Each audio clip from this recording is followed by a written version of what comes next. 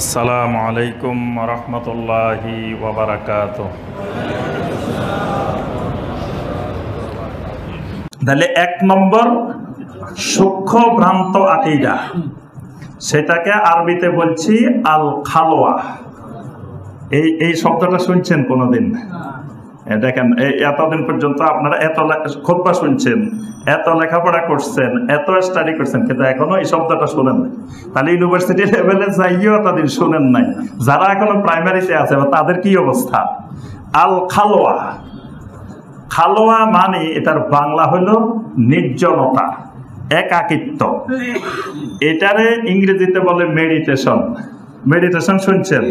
হ্যাঁ, মেডিটেশন শুনছেন, ইংরেজি শুনছেন, আরবিটা শুনেন নাই। জি, এখন মেডিটেশন বলার সাথে সাথে মোটামুটি সবাই বুঝে গেছে। এটার ইংরেজিতে বলা হয় মেডিটেশন, বাংলায় বলা হয় নির্জনতা, একাকী, ধ্যান। ধ্যানও বলা হয় এটাকে, হ্যাঁ, ধ্যানমগ্ন হওয়া। আর এটাকে ভ্রান্ত আকীদার অনুসারী যারা, তারা আবার এটার অনেকগুলো নামও দিছে। এটাকে কেউ কেউ বলে মুরাকাবা, কেউ কেউ বলে তাফাক্কুর, কেউ কেউ বলে তাজাক্কুর, কেউ কেউ বলে আল আজলা, কেউ কেউ বলে আল জালওয়া, কেউ কেউ বলে আল কাশফ। এটার অনেকগুলো ভ্রান্ত নাম আছে। মানে আকীদাটা মারাত্মক এক ভ্রান্ত আকীদা, এবং এটা ঈমান বিনষ্টকারী আকীদা। এটা হলো আল খালোয়া। এটার উৎপত্তি এখন নয়, এই ধ্যানের উৎপত্তি, মেডিটেশনের উৎপত্তি, খালোয়ার উৎপত্তি প্রাচীন আমল থেকে। আপনার গৌতম বুদ্ধ, সে নতুন যা কিছু লাভ করছে সব লাভ করছে এই ধ্যানের মাধ্যমে। তারপরে শ্রীকৃষ্ণ যা লাভ করছে সব কিসের মাধ্যমে? ধ্যানের মাধ্যমে, মেডিটেশনের মাধ্যমে। এইভাবে মুশরিকদের, কুফফারদের যত দেবতা, যত বড় বড় যা কিছু আছে, সবাই যা পাইছে জীবনে সব লাভ করছে এই খালোয়ার মাধ্যমে, ধ্যানের মাধ্যমে, মেডিটেশনের মাধ্যমে।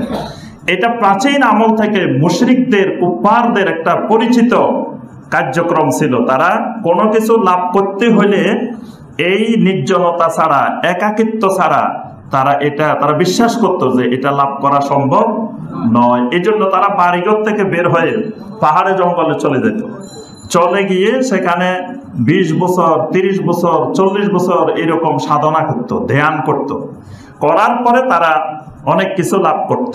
মানে তারা ওখান থেকে নতুন কিছু নিয়ে বাহিরে আসতো, আসি মানুষের সামনে প্রচার করতো। যে তখন মানুষ বলতো, তুমি এগুলো কোথায় পাইছো, কেমনে পাইছো? বলতো যে আমি এই দীর্ঘ সময় এই ধ্যান করার মাধ্যমে, এই সাধনা করার মাধ্যমে আমি এই জিনিস লাভ করছি। এটা আমার সাধনার ফসল, ধ্যানের ফসল। এজন্য দেখবেন বৌদ্ধ ধর্মের মূল প্রতিপাদ্য বিষয় হলো ধ্যান। বৌদ্ধ ধর্মের ধর্মটাই হলো ধ্যান। এবং যে যত বেশি ধ্যান করতে পারে সে তত বেশি বড় ভিক্ষু। তাদের ভিক্ষুদের আবার ক্যাটাগরি আছে। সেই ভিক্ষুদের মধ্যে যিনি সবচেয়ে বড় ভিক্ষু আপনার বান্দরবনে আছেন, উনি হলো বাংলাদেশের মধ্যে সবচাইতে বড় ভিক্ষু। ওনার কি একটা নাম আছে, আমি একদিন গেছি এবং ওনার সাথে দেখা হয়েছে। বাংলাদেশের সবচেয়ে বড় ভিক্ষু যেটা, তো উনি ধ্যান করতে করতে করতে করতে, সাধনা করতে করতে, ওনার শরীরে মানে কোনো গোস্ত নাই, শুধু হাড্ডি, মানে একেবারে চামড়ার সাথে বেঁধে আছে। অনেক বয়স হয়েছে, মানে খাওয়া দাওয়ার ক্ষেত্রেও এরকম অনেক নিয়ম কানুন মেনে চলেন, নিরামিষ বুঝি, তারপরে আরো বিভিন্ন ধরনের সাধনা করেন। তাহলে সে এত উচ্চ পর্যায়ে পৌঁছছে, মানে তাদের দৃষ্টিতে কিসের মাধ্যমে? ধ্যানের মাধ্যমে পৌঁছছে। ধ্যানের মাধ্যমে সে ওই জায়গায় পৌঁছছে। এরপরে আপনার দেখবেন হিন্দুদের মন্দিরে, বিভিন্ন জায়গায় তাদের ধর্মীয় মৌলিক বিষয়টাই হলো ধ্যান। মানে ধ্যানের মাধ্যমেই স্রষ্টার সান্নিধ্য, তারপরে সৃষ্টিকর্তার সান্নিধ্য লাভ করার মাধ্যমেই হলো ধ্যান। এই কুফরি বিষয়টা, শিরকি বিষয়টা পর্যায়ক্রমে আস্তে আস্তে আস্তে আস্তে মুসলিমদের মধ্যে সংক্রামিত হয়েছে, এবং বর্তমানে সংক্রমিত হইতে হইতে বাংলাদেশের লক্ষ লক্ষ কোটি কোটি মুসলমান বলা যায় এই ধ্যান চর্চায় ব্যস্ত আছে, মেডিটেশনে ব্যস্ত আছে। অনেকেই দেখা যায় বর্তমানে নতুন নতুন মেডিটেশনের, এই ধ্যানের খালোয়ার আধুনিক আধুনিক রূপ, এই মেথড, অমুক মেথড, তমুক মেথড, বিভিন্ন নাম দিয়ে দিয়ে এই বিষয়টাকে মুসলিমদের মধ্যে ঢোকানোর, অনুপ্রবেশ করানোর প্রচেষ্টা চালাচ্ছে। এবং এটা বলতে গেলে অসংখ্য মুসলিম এই ফিতনার মধ্যে নিমজ্জিত হয়ে গেছে অলরেডি। আল্লাহ রাসূল সাল্লাল্লাহু আলাইহি ওয়াসাল্লাম বলেছেন, বাদিরু বিল আমাল ফাসাতাকুনু ফিতানান, তোমরা দ্রুত আমলের দিকে এগিয়ে আসো, অতি শীঘ্রই তোমাদের মধ্যে অসংখ্য ফিতনা ছড়িয়ে পড়বে।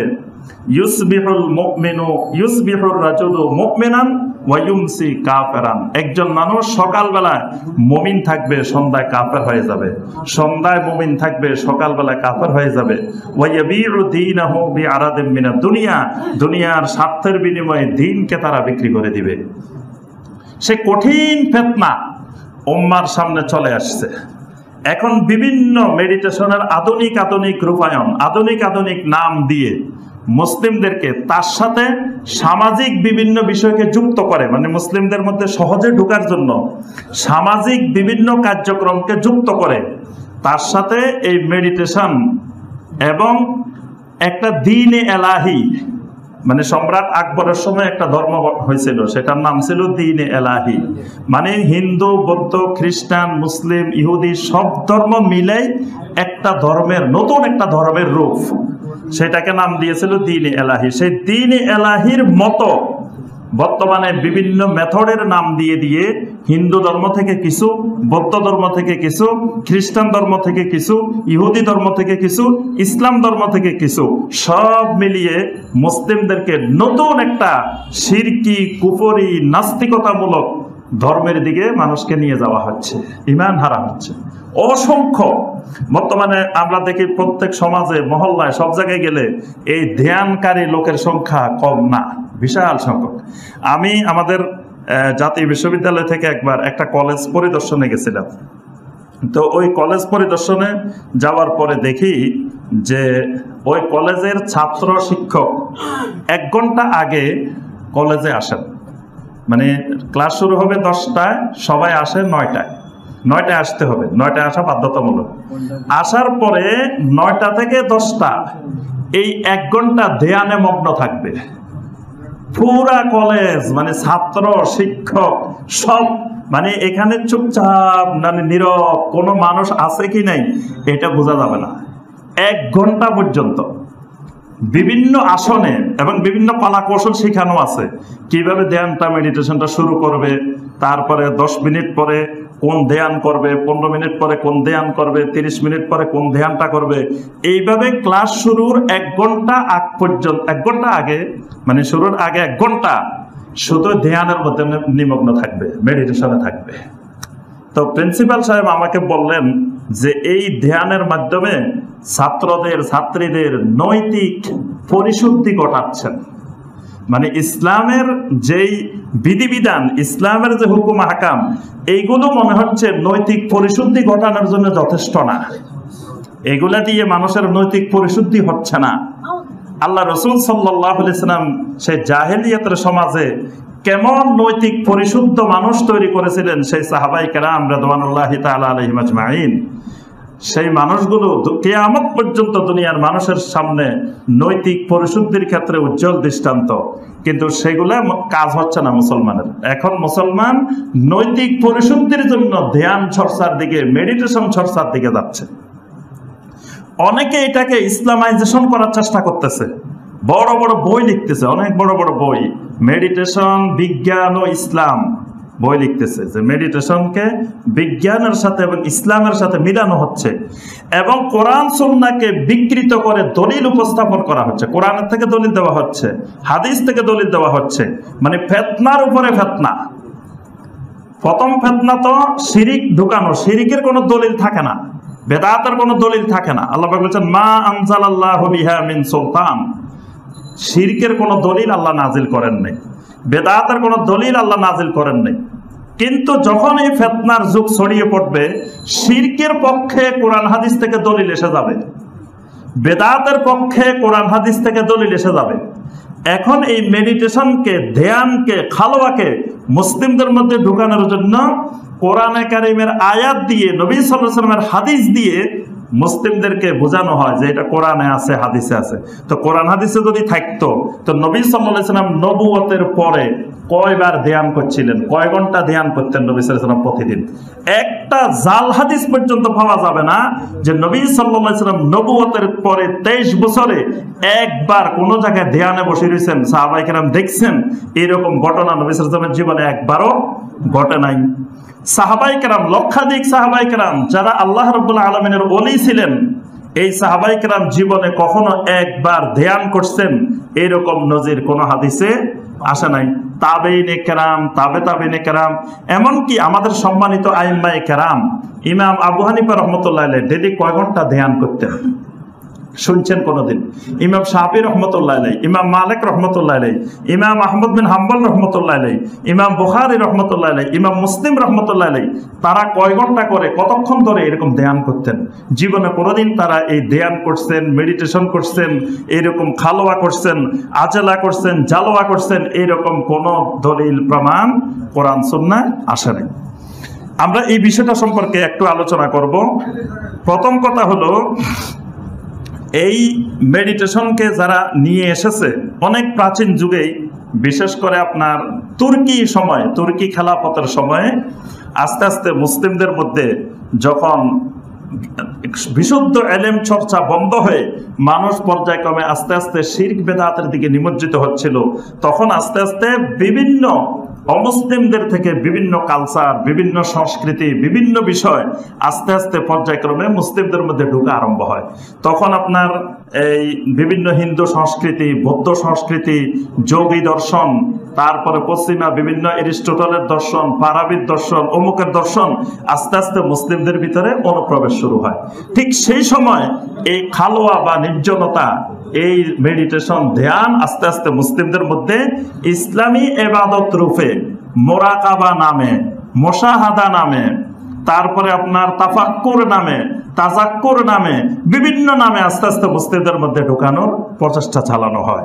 এবং মুসলিমদেরকে আস্তে আস্তে এটার প্রতি আপনার আগ্রহ সৃষ্টি করার জন্য, অনুপ্রাণিত করার জন্য কোরআন এবং হাদিসের কিছু আয়াত এবং হাদিসকে দলিল হিসেবে উপস্থাপন করা হয়েছে।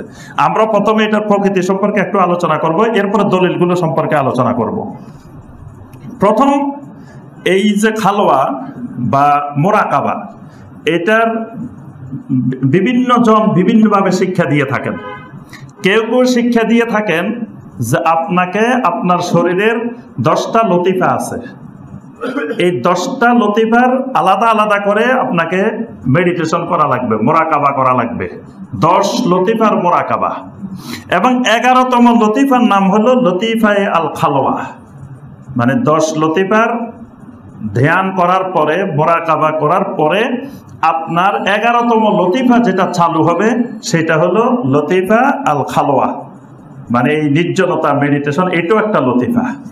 তাই আমরা এর আগে লতিফার আলোচনা করছি যে মানুষের শরীরে যে বিভিন্ন ভ্রান্ত আকীদার অনুসারীরা বিভিন্নভাবে মানুষের শরীরে 10টা লতিফার আবিষ্কার করছে, যেটা নবী সাল্লাল্লাহু আলাইহি ওয়াসাল্লাম করেন নাই, সাহাবায়ে কেরাম করেন নাই।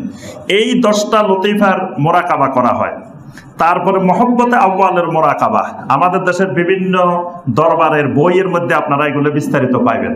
এখানে যে কোনো দরবারের বইপত্র পড়াশোনা করলে এই লতিফার মোরাকাবা, মহব্বতে আউয়ালের মোরাকাবা, দায়রায় মহব্বতে সানির মোরাকাবা, তারপরে বিভিন্ন দায়রার মোরাকাবা, এগুলো পাবেন।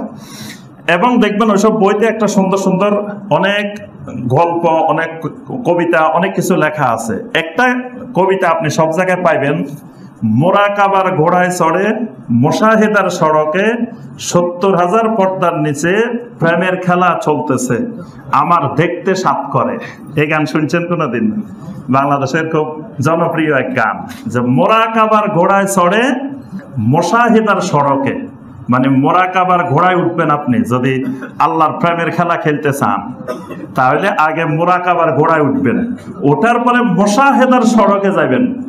মোরাকাবার ঘোড়ায় উঠলে ঘোড়াইটা আপনাকে নিয়ে যাবে কোথায়? মুশাহাদার মধ্যে। মুশাহাদার গেলে আপনি দেখবেন 70,000 পর্দার নিচে প্রেমের খেলা খেলতেছে, মানে আল্লাহর প্রেমের খেলা চলতেছে 70,000 পর্দার নিচে, আপনাকে ওখানে নিয়ে যাব, আমার দেখতে সাত করে, মানে ওখানে গেলে আপনি আল্লাহরে দেখবেন, আল্লাহরে দেখা যাবে। তাই আল্লাহরে দেখার জন্য প্রথম সিঁড়ি হলো মুরাকাবার ঘোড়ায় উঠতে হবে। এই কথাটা দেখবেন প্রত্যেক বইগুলোতে, বিভিন্ন জায়গার বইগুলোতে আপনি গেলেই এই কথাটা পাইবেন যে আপনি মুরাকাবা ছাড়া, মানে এই ধ্যান ছাড়া আপনি আল্লাহকে পাওয়া কোনোদিন সম্ভব নয়। আল্লাহকে দেখবেন না, আপনি আধ্যাত্মিকতা অর্জন করতে পারবেন না, রুহানিয়ত অর্জন করতে পারবেন না, কোনো ধরনের আপনি বেলায়েত পাবেন না যদি আপনি এই ধ্যানটা না করেন। এরপরে ধ্যানের আরো অনেক আকীদা আছে, অনেক সিস্টেম আছে, অনেক পদ্ধতি আছে, বিশাল জগৎ এটা আরেক জগৎ, আরেক ধর্ম, আরেক দিন। এটা সম্পূর্ণ বেদাতুন মুস্তাহদাসা, নতুন বানানো একটা জগৎ। এই জগতে প্রেমের খেলা চলতেছে, সেই জগৎটা ভিন্ন একটা জগৎ, এবং এই জগৎটা পুরো শিরকি কুফরি বেদাতি জগৎ, ইসলামের বাহিরে আলাদা একটা জগৎ। এবং এই দরজা দিয়ে ঢুকলে, প্রথম এই ঘোড়ায় উঠলে, এই ঘোড়া তো প্রথম উঠছেন এক বেদাতি ঘোড়ার উপরে উঠছেন, ওঠার পরে আপনাকে অসংখ্য শিরিকের ঘোড়া, অসংখ্য বেদাতের ঘোড়া, অসংখ্য শিরিক এবং বেদাতের দরজা আপনার জন্য খুলে যাবে। এবার আপনি শিরিক করবেন, বেদাত করবেন, এটাকে মনে করবেন আধ্যাত্মিকতা, শিরিক করবেন, বেদাত করবেন, মনে করবেন বেলায়েত, আমার বেলায়েত অর্জন হচ্ছে। আর শয়তান যখনই আপনি এই দরজা দিয়ে ঢুকবেন, আপনাকে নিয়ে খেলা শুরু করে দিবে, তালবিস ও ইবলিস, ইবলিসের খেলা শুরু হয়ে যাবে। আপনি, শয়তান আপনাকে নিয়ে খেলতেছে, আপনি মনে করতেছেন আপনি ওলি হয়েছেন। তালবিস ইবলিস, ইমাম ইবনুল জাওজি রাহমাহুল্লাহ লিখছেন যে আপনি রাস্তার পাশ দিয়ে, কবরস্থানের পাশ দিয়ে যাচ্ছেন, শয়তান কবরের ভিতরে ঢুকে আপনাকে সালাম দেবে, আসসালামু আলাইকুম হুজুর কেমন আছেন? আপনি বলবেন কিরে কোনো মানুষ নাই, কিছু নাই, কে কথা কইলো? যে কবরের থেকে তো আমি তো অনেক বড় ওলি হয়েছি, আমার কবরের মরা মানুষও আমার সাথে কথা কয়। আরেকদিন রাস্তা দিয়ে হাঁটতেছেন, আশেপাশে কোনো মানুষ নাই, হঠাৎ করে ইবলিস পিছনের থেকে আসি বলবে, আসসালামু আলাইকুম, আপনাকে এই এলাকার কুতুব হিসাবে মনোনয়ন দিলাম। কিরে কে দিল আমার কুতুব, কে বানাইলো? আশেপাশে দেখে কোনো দিকে কেউ নাই, কয় দেখো আল্লাহ পাক গায়েবী আওয়াজে আমাকে বলে দিছে যে আমি এই এলাকার কি হয়ে গেছি, কুতুব হয়ে গেছি। এইভাবে শয়তান গোমরাহি করার জন্য তালবিস ইবলিস শুরু হয়ে যায়। শয়তান মনে করে এরে নিয়ে খেলা এখন সহজ। এটা হলো শয়তানের খেলা, প্রেমের খেলা না, এটা হলো শয়তানের ইবলিসের খেলা। তালবিসে ইবলিস শুরু হয়ে যায়। তো এই জন্য এটার জগৎ অনেক বড়। এখন আমরা আসি মৌলিক বিষয়, যে আয়াতগুলো দিয়ে, হাদিসগুলো দিয়ে দলিল দেওয়া হয়, এগুলোর ব্যাপারে একটু কথা বলে আমরা এই পর্যায়টা এটা শেষ করব। সূরা আল আরাফের 142 নম্বর আয়াত, আল্লাহ সুবহানাহু ওয়া তাআলা বলেন, ওয়া ওয়া'আদনা মূসা 30 লাইলাতান ওয়া আতমামনাহা বি'আশরিন ফাতাম্মা মিকাতু রাব্বিহি 40 লাইলা। আল্লাহ পাক বলেন, আমি মূসাকে ওয়াদা করলাম, মূসার সাথে ওয়াদাবদ্ধ হইলাম 30 লাইলাতান, 30 রাত্রি, ওয়া আতমামনাহা বি'আশরিন, এরপরে আমি আরো 10 দ্বারা তাকে পরিপূর্ণ করে দিলাম। ফাতাম্মা মিকাতু রাব্বিহি 40 লাইলা, এইভাবে তার রবের মিকাত 40 দিন পরিপূর্ণ হয়ে গেল। সুবহানাল্লাহ। মূসা আলাইহিস সালাম তাওরাত কিতাব লাভ করার আগে আল্লাহ রাব্বুল আলামিন বলছেন যে তুমি এখানে 30 দিন ইতিকাফ করো, সিয়ামরত অবস্থায় এখানে ইতিকাফ করো, তারপরে তোমাকে 30 দিন পরে একটা কিতাব দেওয়া হবে এই জাতির জন্য, উম্মার জন্য। তিনি 30 দিন ছিলেন, পরে আল্লাহ রাব্বুল আলামিন আরো 10 দিন বাড়াই দিয়েছেন, পরে 40 দিন পরিপূর্ণ ছিলেন আল্লাহ পাক। এরপরে মূসা আলাইহিস সালামকে তাওরাত কিতাব দিয়েছেন। এই যে মূসা আলাইহিস সালাম 40 দিন ছিলেন তুর পাহাড়ে, এটাকেই ওই ধ্যানের আবিষ্কারক, মুরাকাবা নাম দিয়ে আবিষ্কারক যারা, তারা এখান থেকে দলিল পেশ করছে যে দেখো মূসা আলাইহিস সালাম 40 দিন ওখানে ধ্যান করছেন, তারপরে আল্লাহ সুবহানাহু ওয়া তাআলা তাকে তাওরাত কিতাব দিয়েছেন। তাহলে আল্লাহকে পাইতে হলে বা বড় কিছু লাভ করতে হলে এইরকম 40 দিন তোমাকে চিল্লাকাশি করা লাগবে। এটার নাম হলো চিল্লাকাশি। চিল্লাকাশি মানে, চিল্লা মানে 40, মানে 40 দিন তোমাকে এক জায়গায় আবদ্ধ থাকতে হবে। এই জন্য চিল্লাকাশি করতে হলে একটা গর্ত বানাইতে হয়, গর্ত বানায় এটার মধ্যে 40 দিন থাকা লাগে। এরকম দেখছেন আপনারা কোনোদিন? আমি দেখছি, অনেক মানুষকে দেখছি যে এরকম গর্ত বানানো আছে, এরকম গর্তটার মধ্যে 40 দিন পর্যন্ত থাকবে, এবং এখানে মাঝে মাঝে খাওয়া দাওয়া পৌঁছায় দেওয়া হয়, মাঝে মাঝে এসে খাবার নিয়ে যাওয়া হয়, কিন্তু 40 দিন এখানে ধ্যান করবে। এটা বেলায়েতের জন্য, মানে ওলি হওয়ার জন্য একটা মাধ্যম, যে 40 দিন চিল্লাকাশি করা। তো এই চিল্লাকাশির উৎপত্তি এই মূসা আলাইহিস সালামের এই বিষয়টা দিয়ে দলিল পেশ করা হয়। প্রথম বিষয় হলো এখানে মুসা আলাইহিস সালাম 40 দিন পর্যন্ত ধ্যান করেন নাই। এখানে মুসা আলাইহিস সালাম 40 দিন পর্যন্ত ইতিকাফে ছিলেন, সিয়ামরত অবস্থায় ছিলেন এবং তিনি এখানে আল্লাহর ইবাদত বন্দেগী করছেন, এখানে ধ্যান করেন নাই বসে বসে। মুসা আলাইহিস সালাম আল্লাহর ইবাদত করছেন, তবে এক জায়গায় করছেন, বের হন নাই। তিনি এখানে আল্লাহ সুবহানাহু ওয়া তাআলার ইবাদত বন্দেগীতে রত ছিলেন। সুতরাং আর যদি তিনি ধ্যানও করেন তো সেটা মুসা আলাইহিস সালামের শরীয়ত, এটা মুহাম্মদ সাল্লাল্লাহু আলাইহি সাল্লামের শরীয়ত নয়। সুতরাং মুসা আলাইহিস সালামের ওই দলিল দিয়ে উম্মতে মুহাম্মদী সাল্লাল্লাহু আলাইহি সাল্লামের জন্য কোন শরীয়তের নীতিমালা প্রণয়ন করা যাবে না। নবী সাল্লাল্লাহু আলাইহি ওয়াসাল্লাম বলেন, লাউ কানা মুসা হাইয়ান মা ওয়াসিআহু ইল্লা ইত্তাবাই। আজকের জমানায় যদি মুসা আলাইহিস সালাম জীবিত থাকতো তা আমি নবীর শরীয়তের ইত্তেবা ছাড়া মুসা আলাইহিস সালামের কোনো বিকল্প ছিল না। তাহলে মুসা আলাইহিস সালাম কি করছেন না করছেন ওটা আমাদের জন্য দলিল না। মুসা আলাইহিস সালাম যদি আজকের যুগে থাকতো তো মুহাম্মদ সাল্লাল্লাহু আলাইহি ওয়াসাল্লামের শরীয়তের অনুসরণ করা তার জন্য বাধ্যতামূলক হতো। আচ্ছা, এরপরে আরেকটা দলিল দেওয়া হয় যে আল্লাহ নবী সাল্লাল্লাহু আলাইহি ওয়াসাল্লামকে জিবরিল আলাইহিস সালাম জিজ্ঞাসা করছেন যে আখবিরনি আনিল ইহসান, আমাকে ইহসান সম্পর্কে বলেন। নবী সাল্লাল্লাহু আলাইহি ওয়াসাল্লাম বলেন, আনতা আবুদাল্লাহা কাআন্নাকা তারা ফা ইল্লাম তাকুন তারাহু ফা ইন্নাহু ইয়ারাক, যে তুমি আল্লাহর ইবাদত এমন ভাবে করবে যেন তুমি আল্লাহকে দেখতেছো, যদি আল্লাহকে না দেখো তাহলে আল্লাহ তোমাকে দেখতেছেন। এই যে আল্লাহ আমাকে দেখতেছেন, আমি আল্লাহকে দেখতেছি, তো তারা বলেন যে এই মুরাকাবা করা, যে আমি আল্লাহর সামনে বসে আছি, আল্লাহ আমাকে দেখতেছেন, এটা হলো মুরাকাবা। আর এই মুরাকাবা করতে করতে যখন আমি আল্লাহকে দেখব, ওই মুরাকাবার ঘোড়ায় চড়ে যখন উঠবো তখন মুশাহাদার সড়কে উঠে যাব, তখন আমি সরাসরি আল্লাহকে দেখব। এজন্য কেউ কেউ মিথ্যা অপপ্রচার করেন যে ইমাম আবু হানিফা রাহমাতুল্লাহ আলাইহি 101 বার আল্লাহকে দেখছেন, অমুকে এতবার আল্লাহকে দেখছেন। তাই আল্লাহকে কেমনে দেখছেন? নবী সাল্লাল্লাহু আলাইহি সাল্লাম স্পষ্ট করে বলেন নাই যে আল্লাহকে কিরকম দেখছেন কিনা, এটা নিয়েও অনেক হাদিস আছে, দেখেন নাই, অনেক কথাবার্তা। মুসা আলাইহিস সালাম দেখতে চাইছেন আল্লাহকে, আল্লাহ সরাসরি বলছেন যে লান তারানি, আমাকে দেখা সম্ভব নয়। কিন্তু এই উম্মতের, বিশেষ করে আমাদের এই উপমহাদেশের মানুষের কাছে শুনবেন অমুকে এতবার দেখছে, অমুকে এতবার দেখছে, অমুকে এতবার দেখছে। নবী রাসূলরা দেখতে পারে নাই, ওনারা কেমনে দেখলো? ওনারা দেখছে এই যে এই মুরাকাবার ঘোড়ায় চড়ি মুশাহাদার সড়কে যাই, তারপরে নাকি আল্লাহ রাব্বুল আলামিনকে দেখে ফেলছে। তো এখন হয়েছে এই হাদিসটা হলো মুরাকাবা এবং মুশাহাদার দলিল, কিন্তু মুরাকাবা মুশাহাদাকে বিকৃত করা হয়েছে। মুরাকাবা মুশাহাদা মানে এটা না। মুরাকাবা মুশাহাদা ঠিক আছে, মুরাকাবা হলো বান্দা যখন নিজেকে সবসময় এই পর্যায়ে নিয়ে আসবে। মুরাকাবার আগে মানে ইহসানের আগে জিবরিল আলাইহিস সালাম ইসলাম এবং ঈমান সম্পর্কে প্রশ্ন করছেন। এই ইসলাম এবং ঈমানের বিষয়গুলো যখন তার ঠিক হয়ে যাবে তখন তার মধ্যে এই অনুভূতি তৈরি হবে যে আমার আল্লাহ আমাকে দেখতেছেন। তিনি যেখানেই থাকেন তার মধ্যে এই অনুভূতি থাকবে, আমার আল্লাহ দেখতেছেন, আমার আল্লাহ দেখতেছেন, আমার আল্লাহ দেখতেছেন। এটা করতে গেলে আমার আল্লাহ দেখতেছেন, এটা করতে গেলে আমার আল্লাহ দেখতেছেন। এটা হলো মুরাকাবা। আর এই মুরাকাবা করতে করতে এরপরে মনে হবে যে আমি আমার আল্লাহকে দেখতে পাচ্ছি। যেমন একটা মানুষের দিকে তাকাইলে আল্লাহকে দেখা যায়। আল্লাহ পাক বলেন ওয়াফি আনফুসিকুম আফালা তুবসিরুন, তোমাদের মধ্যেই তো আমি আল্লাহ আছি, আমাকে তোমরা দেখতে পাও না? তা আল্লাহ আমাদের মধ্যে আছে মানে কি? একজন মানুষের বডির দিকে, শরীরের দিকে লক্ষ্য করলে আল্লাহকে খুঁজে পাওয়া যাবে যে এই কোন মহান কারিগর যিনি এইরকম একটা মাখলুক বানাইছেন। বান্দা যখনই দেখবে একজন মানুষের দিকে, আল্লাহু আকবার, এইটার কি ব্রেন আল্লাহ দিয়ে দিছেন, কি সুন্দর চেহারা বানাই দিছেন, কি সুন্দর চোখ বানাই দিছেন, কি সুন্দর করে একটা বডি বানাইছেন, তাহলে এটার মহান কারিগর, মহান খালেক যিনি, তিনিই তো আমার আল্লাহ। তাহলে মানুষের দিকে তাকালে আল্লাহকে পাওয়া যাবে। আল্লাহর যে কোনো মাখলুকের দিকে তাকাইলেই আল্লাহ রাব্বুল আলামিনকে খুঁজে পাওয়া যায়। একটা ফুলের দিকে তাকাইলে আরে এই ফুলটা এত সুন্দর, এটারে বানাইছে কে? যিনি বানাইছেন তিনি কত সুন্দর, তিনি কত মহান। তাহলে ওইটার দিকে তাকালে আল্লাহকে খুঁজে পাওয়া যাচ্ছে। এটার নাম মুশাহাদা। বান্দা যখন এই পর্যায়ে পৌঁছে যায়, মুশাহাদা পর্যায়ে পৌঁছে যায়, তখন বান্দার দ্বারা জমিনে আল্লাহর কোনো নাফরমানি হয় না। কারণ আল্লাহ তারে দেখতেছে, সে আল্লাহরে দেখতেছে, তো আর তার দ্বারা আল্লাহ নাফরমানি কেমনে হবে? এটাই শরীয়তের গুরুত্বপূর্ণ বিধান। কিন্তু ওইটাকে বিকৃত করে ওই ধ্যানকে বানানো হয়েছে মুরাকাবা, মুশাহাদা। আচ্ছা, এরপর আরেকটা হাদিস সহিহ আল বুখারীর 3 নম্বর হাদিস, আম্মা জান আয়েশা থেকে বর্ণিত হাদিস।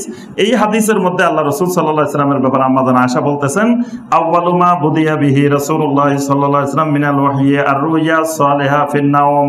নবী সাল্লাল্লাহু আলাইহি ওয়াসাল্লামের প্রথম ওহি শুরু হয়েছে সত্য স্বপ্নের মাধ্যমে, ঘুমের মধ্যে সত্য স্বপ্নের মাধ্যমে। আম্মা জান আয়েশা বলতেছেন, ফাকান লা ইয়ারা রুইয়া ইল্লা জাআত মাসলু ফালাকিস সুবহে, তিনি রাত্রে যা স্বপ্নে দেখতেন দিনের বেলা সকাল বেলার আলোর মতো স্পষ্ট তিনি সব দেখতে পেতেন। সুম্মা হুব্বিবা ইলাইহিল খালা, এরপরে নবী সাল্লাল্লাহু আলাইহি ওয়াসাল্লামের কাছে নির্জনতা প্রিয় হয়ে গেল। ফাকানা ইয়াখলু বিগারি হিরা, এরপরে নবী সাল্লাল্লাহু আলাইহি ওয়াসাল্লাম নির্জনে একাকিত্বে তিনি গারে হেরায় অবস্থান করা শুরু করে দিলেন। ফায়াতাহান্নাসু ফীহি, তিনি সেখানে একাধারে অনবরত আল্লাহর ইবাদতে রত থাকতেন। এবং দেখবেন ওই হাদিসের মধ্যে আছে ফায়াতাহান্নাসু ফীহির ব্যাখ্যা আছে, ওয়া হুয়া তাআব্বুদুল লায়ালিয়া যাওয়াতিল আদাদ, অর্থাৎ একাধারে কয়েকদিন নবী সাল্লাল্লাহু আলাইহি ওয়াসাল্লাম সেখানে আল্লাহর ইবাদতে রত থাকতেন। আচ্ছা, এখন এই হাদিসকে পেশ করে কেউ কেউ বলে দেখো নবী সাল্লাল্লাহু আলাইহি ওয়াসাল্লাম নবুয়তের আগে এখানে ধ্যান করছেন, গার হেরার মধ্যে গিয়ে ধ্যান করছেন। জঘন্য মিথ্যা কথা। নবী সাল্লাল্লাহু আলাইহি ওয়াসাল্লাম এখানে একদিনও ধ্যান করেন নাই, এখানে ধ্যান করার জন্য যান নাই। নবী সাল্লাল্লাহু আলাইহি ওয়াসাল্লাম গৌতম বুদ্ধের মতো অন্যদের মতো ওখানে যে ধ্যান করি, এটা হিন্দুরা মুশরিকরা আবিষ্কার করে দিছে যে তাদের গৌতম বুদ্ধ যেমন ধ্যান করি ওই যে বিভিন্ন বই নিয়ে আসছে যে আল্লাহ রাসূল সাল্লাল্লাহু আলাইহি ওয়াসাল্লাম ধ্যান করি মুসলমানদের জন্য কোরআন নিয়ে আসছে, এইটা প্রমাণ করার জন্য তারা এই শিক্ষাটা মুসলমানদেরকে শিখিয়ে দিছে। নবী সাল্লাল্লাহু আলাইহি ওয়াসাল্লাম এখানে গিয়ে কোনো ধ্যান করেন নাই। এখানে হাদিসে স্পষ্ট আসছে ফায়াতাহান্নাসু ফীহি, তিনি তাহান্নুস করতেন না। তাহান্নুসের ব্যাখ্যা হলো ওয়া হুয়া তাআব্বুদুল লায়ালি যাওয়াতিল আদাদ, তিনি সেখানে একাধারে কয়েকদিন পর্যন্ত আল্লাহর ইবাদত করতেন, ইবাদতে রত থাকতেন। তিনি সেখানে শুধু বসে থাকেন না, বসে থাকার জন্য যান নাই, ধ্যান করার জন্য যান নাই। তাহলে এই হাদিস ওই ধ্যানের দলিল হইতে পারে না, কারণ আল্লাহ রাব্বুল আলামিন যদি ধ্যানের দলিল হইতো বা ধ্যান কোনো ইবাদত হইতো তো নবী সাল্লাল্লাহু আলাইহি ওয়াসাল্লাম নবুয়তের পরেও করতেন। তো নবুয়তের পরে করলেন না কেন? আর কোনোদিন ওফাত পর্যন্ত নবী সাল্লাল্লাহু আলাইহি ওয়াসাল্লাম কোনোদিন করেন নাই, কোনোদিন করার জন্য উম্মতকে নির্দেশও দেন নাই যে তোমরা ধ্যান করো, ধ্যানে অনেক উপকারিতা, আমি ধ্যান করি অনেক উপকার পাইছি।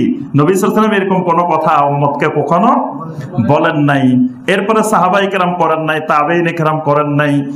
এইভাবে আপনার এই হাদিস দ্বারা ধ্যানের কোনো বিষয় কোনো প্রমাণিত নয়, বরং ধ্যানের কথা বলে এই হাদিসকে নবী সাল্লাল্লাহু আলাইহি ওয়াসাল্লামকে ধ্যানকারী বানাই নবী সাল্লাল্লাহু আলাইহি ওয়াসাল্লামকে অন্যান্য ধর্মাবলম্বী ধর্মীয় নেতাদের মতো বানানোর একটা খারাপ প্রচেষ্টা। এজন্য সম্মানিত ভাই ও বোনেরা, অর্থাৎ কোরআন এবং হাদিসে এই বিষয়ে কোনো ধরনের দলিল প্রমাণ নাই। যেগুলো দলিল প্রমাণ পেশ করা হয় এগুলো জঘন্য মিথ্যাচার। এজন্য আমাদেরকে এখনই সতর্ক হতে হবে। এই জাতীয় ভ্রান্ত মেডিটেশন, মোরাকাবার নামে ধ্যান, এই জাতীয় ধ্যানগুলো থেকে ঈমানকে রক্ষা করার জন্য আমাদেরকে বেঁচে থাকা একান্ত জরুরি। আল্লাহ পাক আমাদেরকে তৌফিক দান করুন।